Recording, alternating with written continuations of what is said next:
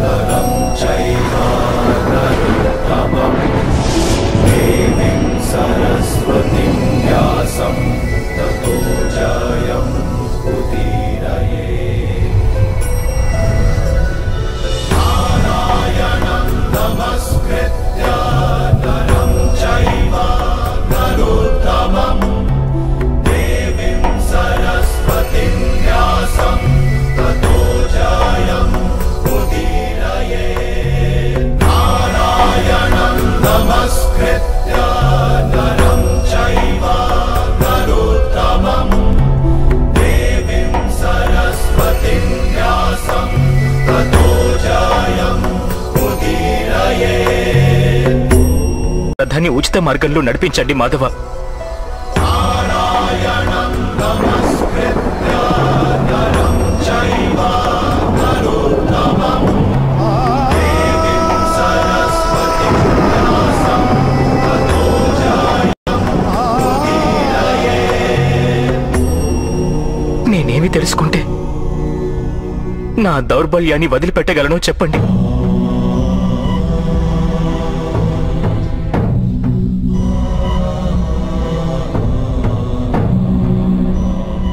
లే పార్థ,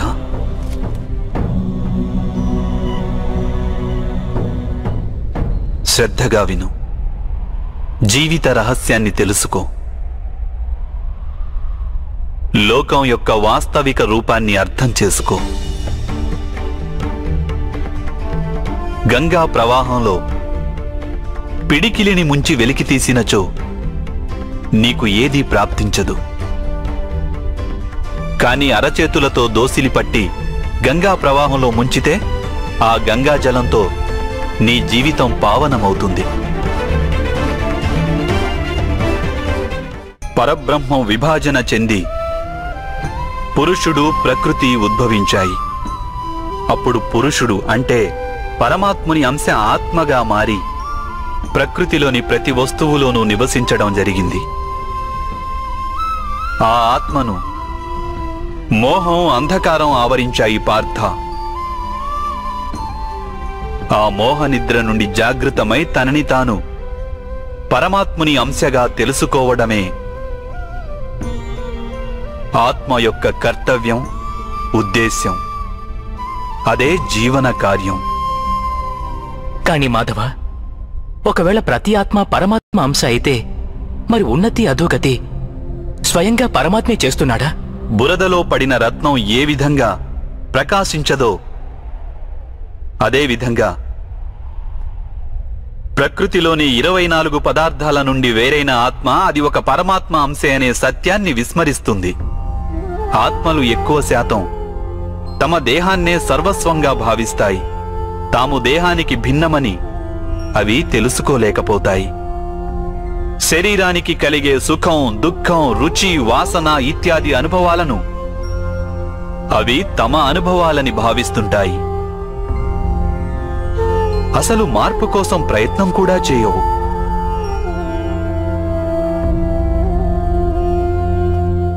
ఇలా మార్పు కోసం ప్రయత్నం కూడా చేయని ఆత్మలు నిరంతరం అధర్మం చేస్తూనే ఉంటాయి. వాటిని జాగృతం చేసేందుకు దండన విధించడం అనివార్యం.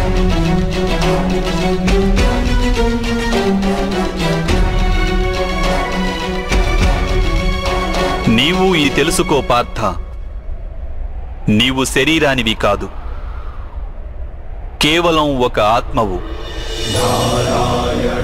ఈ రణభూమిలో కనిపిస్తున్న ప్రతి ఒక్క యోధుడు వాస్తవానికి నీవు అనుకుంటున్నవారు కాదు.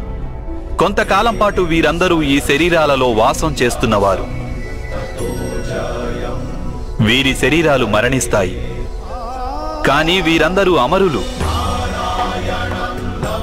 వీరు మళ్లీ నూతన శరీరాలను ధరిస్తారు. తాము ఆత్మస్వరూపులమని తెలుసుకునే వరకు తమ అధర్మాన్ని త్యజించి ధర్మ మార్గానికి వచ్చే వరకు వీరందరూ ఇలా జన్మిస్తుంటారు, అలాగే మరణిస్తుంటారు. ఇదే బ్రహ్మ విద్య బోధించే ప్రథమ పాఠం పార్థ. జన్మించిన వారికి మరణం అనివార్యం. అలాగే మరణించిన వారు అవశ్యం మళ్లీ జన్మిస్తారు. ఈ మహాజ్ఞానాన్ని సాంఖ్యయోగమని అంటారు.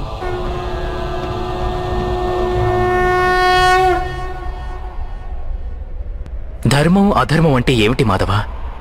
ఏ మార్గాన్ని అనుసరించి మనిషి తాను ఆత్మస్వరూపుడనని గుర్తిస్తాడో, పరమాత్ముని అంశగా ఉద్భవించానని తాను తెలుసుకుంటాడో ఆ మార్గాన్నే ధర్మమని అంటారు.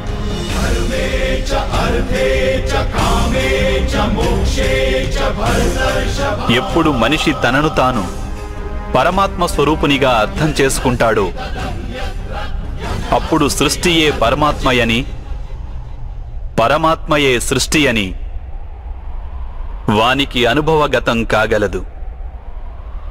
సృష్టికి పరమాత్మకు ఏ భేదమూ లేదు.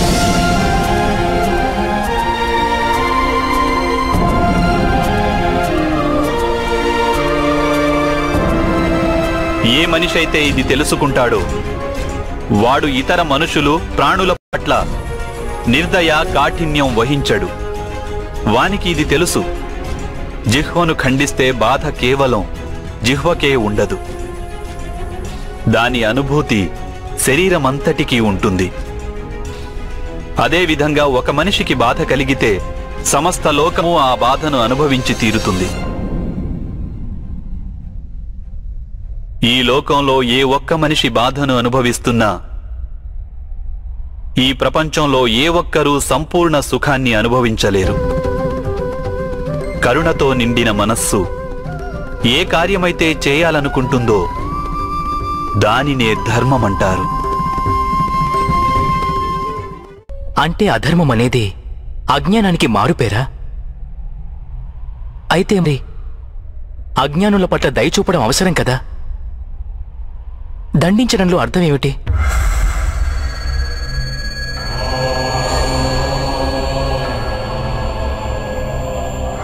అజ్ఞాని జ్ఞానం విలువను తెలుసుకునేందుకు సిద్ధంగా లేకుంటే, జ్ఞానం వైపు దృష్టి సారించేందుకు సిద్ధంగా లేకుంటే అప్పుడు దండనే దయ అవుతుంది.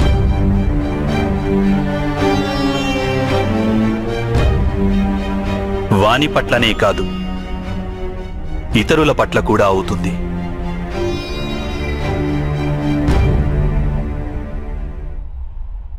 సృష్టిగతి సదా పరమాత్మ వైపే ఉంటుంది, ఇది అనివార్యము. కానీ అప్పుడప్పుడు ఒక దుస్థితి ఉత్పన్నమవుతుంది. అజ్ఞానం, మోహం, అధర్మం పెరిగిపోతుంటాయి. లోకంలో ధర్మం లుప్తమవుతుందన్న భయం ఉత్పన్నమవుతుంది. లోకంలో ధర్మం లుప్తమైపోయినప్పుడు కరుణ నశించిపోతుంది, అదేవిధంగా సత్యం కూడా నశించిపోతుంది. రానున్న తరాలకు ధర్మం ప్రాప్తించాలంటే ఈరోజే అధర్మాన్ని నాశనం చేసి ధర్మాన్ని పునఃస్థాపించడం అనివార్యము పార్థ.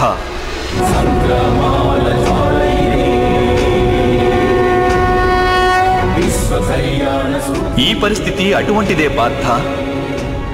ఇక ధర్మ సంస్థాపన చేసే కర్తవ్యం కేవలం నీదే. కనుక దౌర్బల్యాన్ని త్యజించు. ఇకనైనా యుద్ధం చేసేందుకు సిద్ధంగా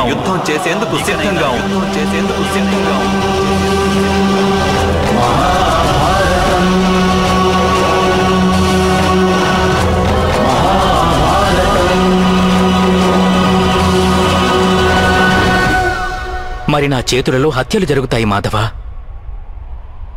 నా కారణంగా ఇంకొకరి ప్రాణాలు పోతే నాలో ఉన్న కరుణ నశించినట్లు కాదా మాధవ?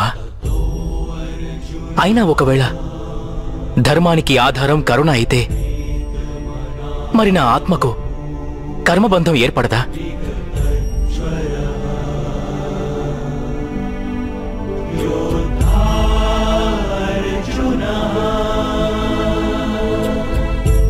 కర్మబంధం అనేది అవశ్యం ఏర్పడుతుంది, కానీ కార్యబంధం ఏర్పడే అవకాశం లేదు పార్థ. నీవు కర్మకు, కార్యానికి మధ్య ఉన్న భేదమేమిటో తెలుసుకోవడం అవసరం. అన్ని కర్మలు కార్యాలే, కాని అన్ని కార్యాలు కర్మలు కావు. కర్మ అనే కార్యమేమిటంటే దానికి ఫలితం అనే ఆశ తోడై ఉంటుంది. మనిషి ఎప్పుడూ సుఖానికై, సంపదకై, ప్రశంసకై ఆశించి కనుక ఒక కార్యం చేస్తే వాడు ఆ కార్య ఫలితానికి బద్ధుడవుతాడు. ఎప్పుడైతే కర్మను ఫలితాన్ని ఆశించి చేస్తారో దానిని సకామ కర్మయోగం అంటారు. ఎప్పుడైతే కర్మను ఫలితాన్ని ఆశించకుండా చేస్తారో దానిని నిష్కామ కర్మయోగం అంటారు. ఈ కారణంగానే మనిషి మళ్లీ మళ్లీ జన్మించవలసి వస్తుంది. వాస్తవానికి మనిషిని ఏ కర్మ బంధించదు. ఆ కర్మకు తోడైన ఆశలే వానిని బంధిస్తాయి. ఏ విధంగా మాధవ? ఈ యుద్ధంలో గెలవాలన్న కోరిక నీకుంటే అందులో పరాజితుడవైతే నీకు దుర్భరమైన దుఃఖం కలుగుతుంది. ఆ దుఃఖం నీ చేత ఇతర కార్యాలు చేయిస్తుంది. దానివలన నీవు మళ్లీ జన్మించవలసి వస్తుంది. యుద్ధంలో నీవు విజయుడవైతే నీలో అహంకారం పెరుగుతుంది. ఆ అహంకారం నిన్ను విశ్వవిజేతవు కమ్మని ప్రేరేపిస్తుంది. నీ చేత హత్యలు చేయిస్తుంది. ఆ పాపం నిన్ను బంధిస్తుంది. ఆలోచించు. ఒకవేళ నీకు ఈ యుద్ధం పట్ల విజయానికై మోహం గాని, పరాజయ భయం గాని లేకుంటే ఈ యుద్ధం పూర్తయ్యాక నీకు సుఖం ప్రాప్తిస్తుందా లేక దుఃఖం ప్రాప్తిస్తుందా? సుఖం కాదు మాధవ, దుఃఖం కూడా కాదు. అంటే నీకు లభించే సుఖం, దుఃఖం, ఆవేదన, నిరాశ, అహంకారాలకు యుద్ధం కారణం కాదు. యుద్ధం పట్ల నీ మనస్సును ఎన్నో ఆశలు చుట్టుముట్టి ఉన్నాయి. అదే కారణం. నేనంటున్నది సత్యం కాదంటావా పార్థ?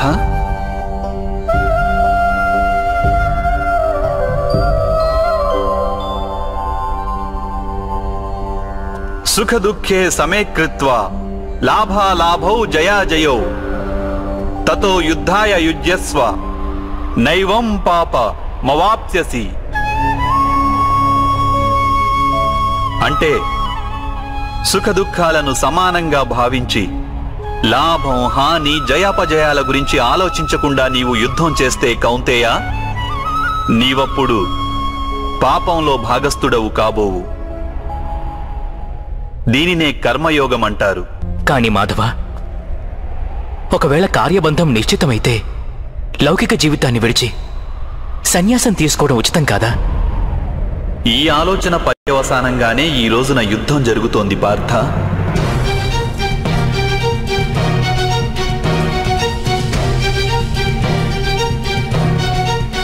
ఆలోచించు.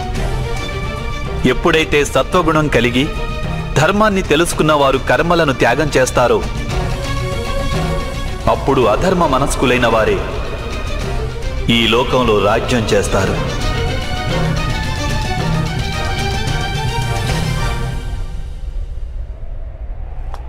ఒకవేళ మహితాత్ములు లౌకిక జీవితాన్ని త్యజించి ఉండకుంటే ఈరోజు అధర్మం ఇంతగా పెరిగేది కాదు.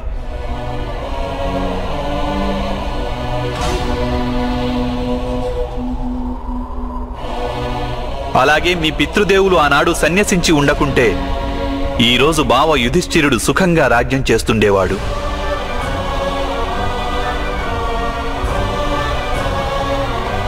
అలాగే తన ప్రజలకు న్యాయం, ధర్మం గురించిన జ్ఞానాన్ని అందించేవాడు. కానీ బాధాకరమైన విషయం ఏమిటంటే సత్వగుణం నిండిన వారే లోకానికి లాభం చేకూర్చగలరు. కానీ వారే సన్యసించాలని ఆలోచిస్తారు. జలం బాష్పంగా మారి ఆకాశానికి చేరుతుంది. ఇక బురద అక్కడే పడి ఉంటుంది. అలాగే సత్వగుణం గల సజ్జనులు లోకాన్ని త్యాగం చేస్తుంటారు. ఇక తమస్సులో ఉన్న అధర్మపరులు లోకంలోని కార్యాలు చేస్తుంటారు. ఈ కారణంగానే లోకంలో పాపం, అధర్మం పెరుగుతుంటాయి.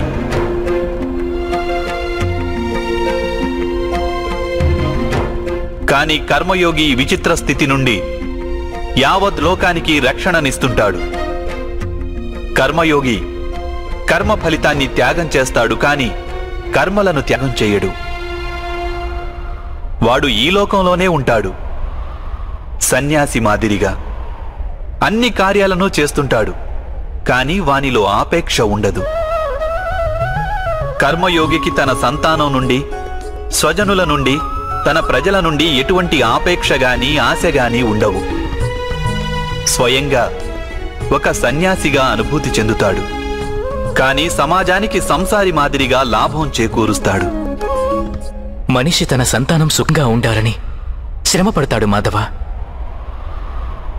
సంతానం వలన సుఖపడాలన్న ఆపేక్ష ఎందుకు ఉండకూడదు? మనిషి తన సంతానం కోసం ఏది చేసినా అది వ్యాపారమా లేక ప్రేమా పార్థ? ప్రేమ మాధవ. మరి తాను చేసిన దానికి ప్రతిఫలం ఆశించడం ఎందుకు పార్థ? భవిష్యత్తులో లాభం కోసం వ్యాపారంలో ఎదురు చూస్తారు, ప్రేమలో కాదు.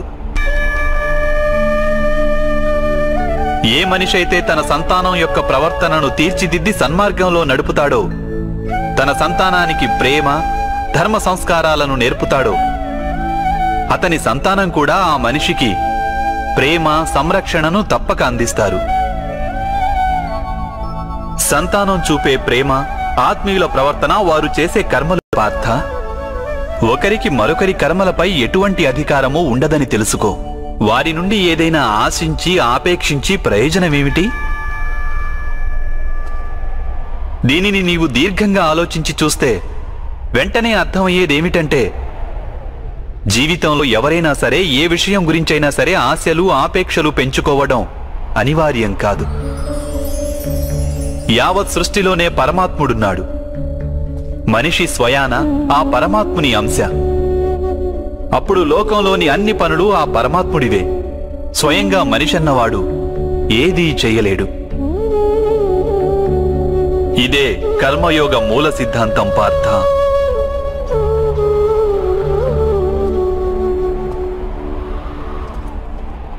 ఇప్పుడు నీవు కూడా కర్మయోగిగా మారి ఈ యుద్ధం చెయ్యక తప్పదు పార్థ. త్రైగుణ్య విషయా వేద నిస్త్రైగుణ్యో భవార్జున, నిర్ద్వంద్వో నిత్య సత్వస్థో నిర్యోగక్షేమ ఆత్మవాన్. 3 గుణాలను త్యజించి నిర్గుణుడివి అయిపో పార్థ. ద్వంద్వ ప్రవృత్తి నుండి ముక్తి లభిస్తుంది. సత్వగుణంతో విరాజిల్లుతూ పరమాత్మునిపై మనస్సును లగ్నం చేసి నీ కర్తవ్యాన్ని నిర్వహిస్తూ ఉండు. నేను నా బుద్ధిని పరమాత్మపై స్థిరంగా ఉంచి కర్మయోగిగా మారేందుకు మార్గమేమిటి మాధవ? పార్థ, సాంఖ్యయోగం వలన మనిషి పరమాత్మను నిరంతరం స్మరిస్తూ ఉంటాడు. పరమాత్మను స్మరించడం వలన మనిషి మనసులో అంకిత భావం ఉత్పన్నమవుతుంది. అటువంటి భావాన్ని భక్తి అని అంటారు. భక్తి వలన మనిషికి సత్య అసత్యాల జ్ఞానం లభిస్తుంది. ఆ జ్ఞానం వలన వాడు పరమాత్మను దర్శించగలుగుతాడు. అలా ఎవరైతే పరమాత్మను దర్శించగలుగుతారో వారే వాస్తవమైన కర్మయోగిగా మారగలరు. జన్మల పరంపర నుండి విముక్తి చెంది మోక్షాన్ని పొందగలుగుతారు. ఆత్మలన్నింటికీ అంతిమ లక్ష్యం అదే. ధర్మం యొక్క అంతిమ చరణం కూడా అదే. కానీ నేను పరమాత్మను దర్శించకుండా అంకిత భావం ఎలా వ్యక్తం చేయగలను మాధవ? ఈ సృష్టియే పరమాత్మ, పరమాత్మయే సర్వస్వం. పరమాత్మ కానిదంటూ ఇంకేమీ లేదు. ఎవరు తమ ఆత్మను దర్శించగలుగుతారో వారే పరమాత్మను దర్శించగలుగుతారు. ఏ విధంగా ఉప్పులోని ఒక కణానికున్న రుచి మహాసముద్రపు నీటి రుచికి భిన్నమైనది కాదో, అదేవిధంగా నీ ఆత్మను నీవు దర్శించడం పరమాత్మ దర్శనానికి భిన్నమైనది కాదు.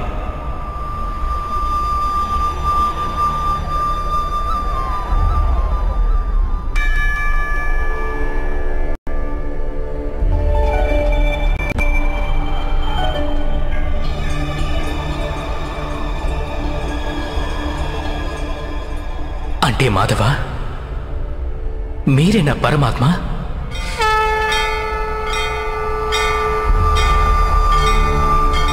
అవును పార్థ,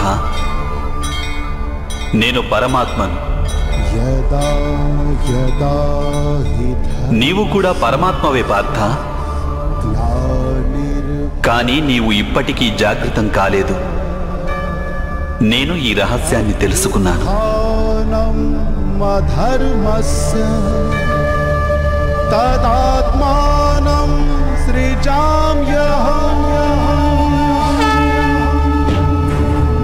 అదే మాధవ, మీ పట్ల అంకితభావం ఉంటే ఈశ్వరుని పట్ల అంకితభావం ఉన్నట్లే కదా? అవశ్యం. నా పట్ల ఉన్న అంకిత భావమే పరమాత్మ పట్ల అంకిత భావం. సర్వధర్మాన్ పరిత్యజ్య మామేకం శరణం వ్రజ. సర్వ జగతిని త్యాగం చేసి కేవలం నన్నే ఆశ్రయించు పార్థ.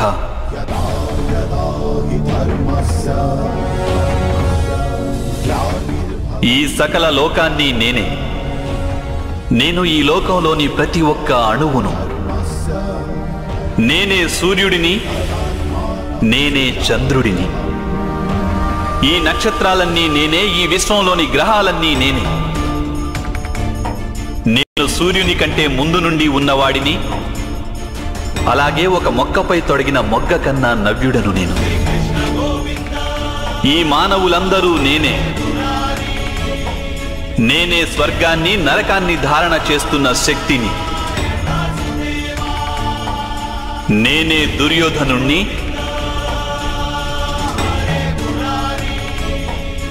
అలాగే అర్జునుడిని కూడా నేనే.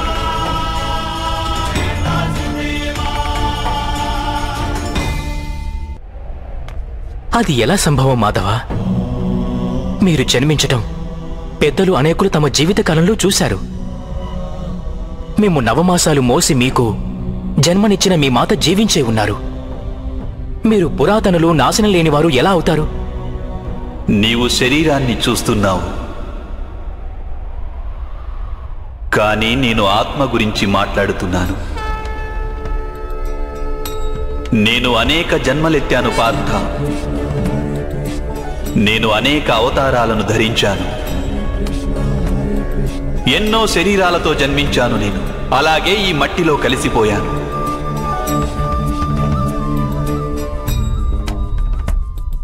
ఇక ముందు కూడా నేను పదే పదే జన్మిస్తుంటాను.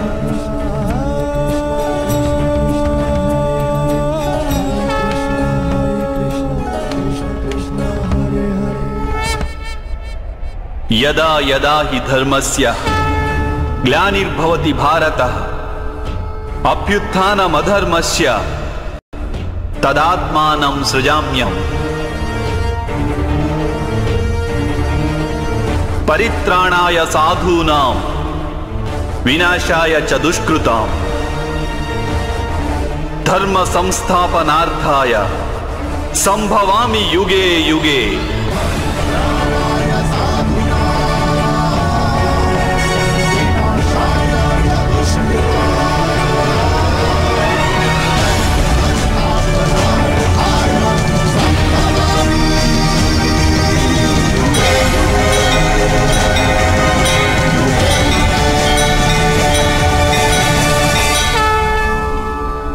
ఎప్పుడెప్పుడు ధర్మానికి హాని జరుగుతుందో, ఎప్పుడెప్పుడు అధర్మం వృద్ధి చెందుతుందో, అప్పుడప్పుడు సత్పురుషులను ఉద్ధరించేందుకు, అధర్మపరుల వినాశనానికి, ధర్మాన్ని పునఃస్థాపించేందుకై నేను జన్మిస్తుంటాను. ఇది ప్రతి యుగంలోనూ జరుగుతూ వచ్చింది. అలాగే ఇక ముందు కూడా జరుగుతూనే ఉంటుంది. నేనే నాశనం లేని పరమాత్మను.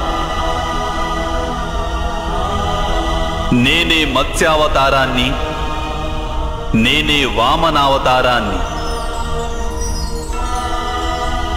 నేనే పరశురాముణ్ణి, నేనే రామావతారాన్ని కూడా.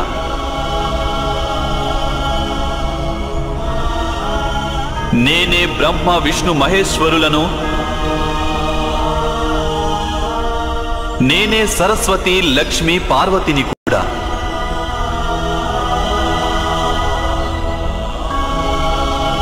నేను పురుషుడను కాను, స్త్రీని కాను, నపుంసకుడిని కాను. నేను శరీరాన్ని కాను, శరీర అవయవాలను కాను. నేను జ్ఞానాన్ని, సృష్టిని, చైతన్యాన్ని. నేను పరబ్రహ్మను. నేనే సర్వస్వాన్ని. అలాగే నేను ఏమీ కాను.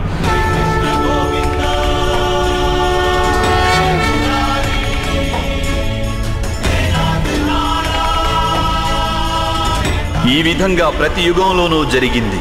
అలాగే ఇక ముందు కూడా జరుగుతూనే ఉంటుంది.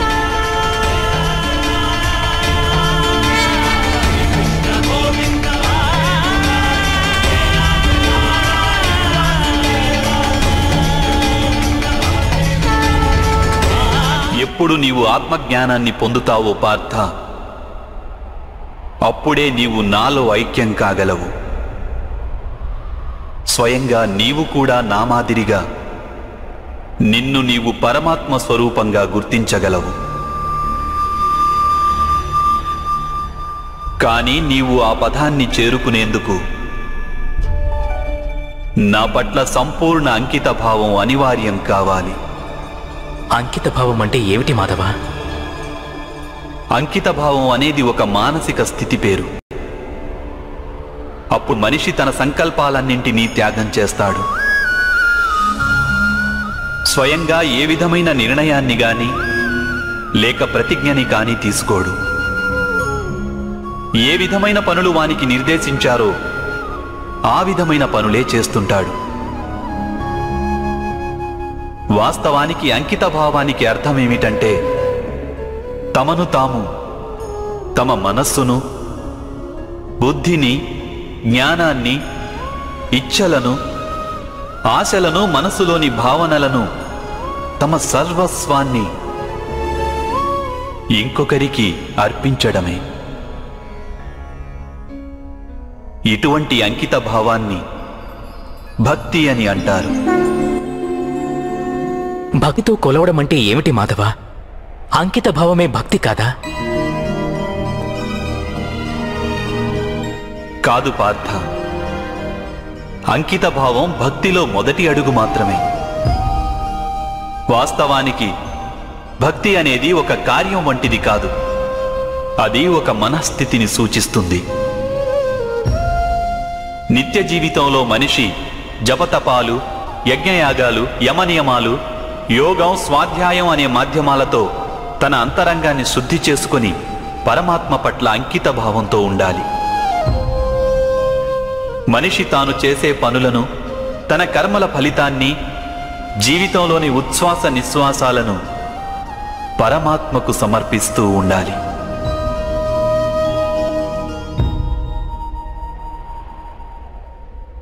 భక్తి కేవలం మనస్థితి అయితే జపాలు, తపాలు ఇత్యాదుల అవసరమేమిటి మాధవ? ఈరోజు శుభ్రం చేసిన పాత్ర ఎలా మళ్లీ మలినమవుతుందో అదేవిధంగా మనిషి మనస్సు పదే పదే పరమాత్మకు విముఖమైపోతుంటుంది. అందుకే అవి అవసరం. ఈ జపతపాలు, స్వాధ్యాయం ఇత్యాదుల మాధ్యమం ద్వారా మనిషి నిరంతరం తన జీవితాన్ని ఆ పరమాత్మకే అంకితం చేశానని గుర్తు చేసుకుంటాడు. ఏ ఒడ్డున మునక వేయాలన్నది ఇక్కడ ముఖ్యం కాదు. ఇక్కడ ముఖ్యమైనది మునక వేయడం. భక్తియోగ సారం ఒక్కటే పార్థ. మనిషి పరమాత్మకు తన జీవితాన్ని అర్పణ చేసి పరమాత్మను భక్తితో కొలుస్తుండాలి. అలాగే సత్వగుణమనే సంపదను పదిలంగా దాచుకోవాలి.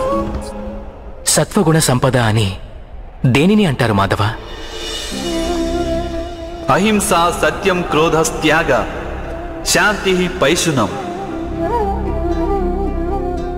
దయా, భూతేష్వలోలత్వ, మార్ధవం, హ్రీరచాపలం, తేజ, క్షమాధృతి, అనిత భవంతి సంపదం దైవీం అభిజాతస్య భారత.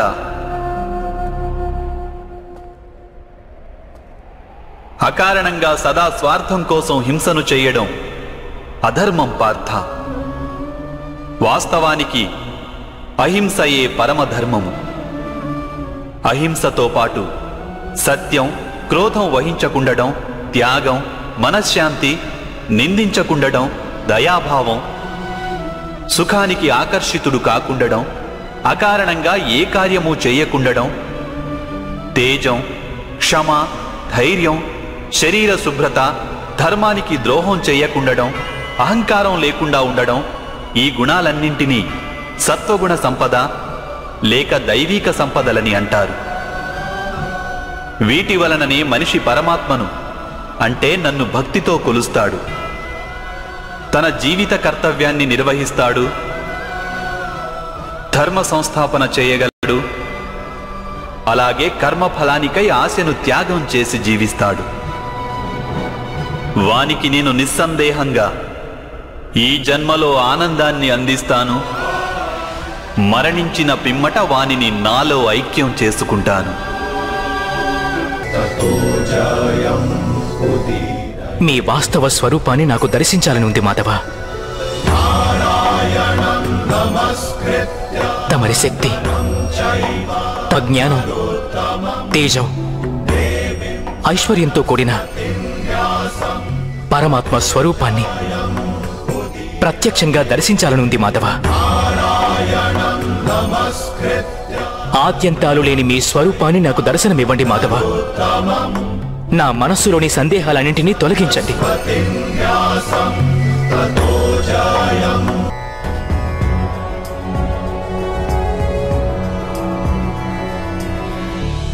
దర్శించు.